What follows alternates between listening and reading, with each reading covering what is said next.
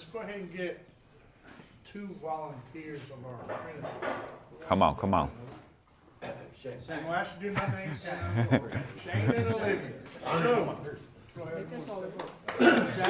what we're gonna do is, I'm gonna have them start from the left and work their way through, dip, brush, roll out, and just, once you do one, I wanna get your opinion on how it, ease of application, how easy it is to work with it, the release, coverage, stuff like that. We're gonna talk about this, and then at the end, we're gonna make a generalization of what we got here, and then next week, we're gonna come back and look at it when it's dry.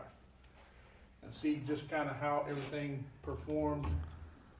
Now, generally, we would have this wall primed, but for these purposes, it'll work. So, if y'all will start on the left, I've got a variety of applicators. What's an applicator, Pete? Applicator's a brush or a roller cover, a roller Okay. frame. It's whatever you use to put the material on the wall. So, y'all jump in there, go ahead. Yep.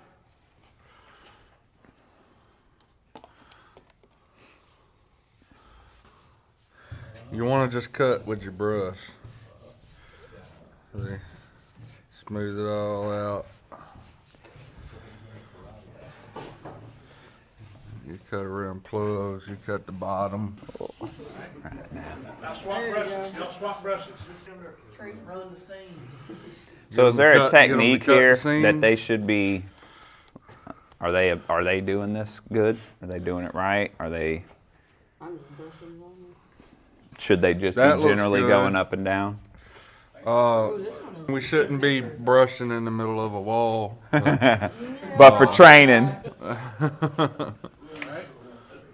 Alright, y'all swap again. What's your thought? First of all, let me ask your thoughts. This one picks up a lot more and it's thicker when you apply it. That one is not as thick and it's thinner. It's got good coverage. That one makes good coverage around the plugs. That one right here, it's gonna take a little extra to go down the wall, like further down. But Look. overall, I like the smaller one better. follow and subscribe for more.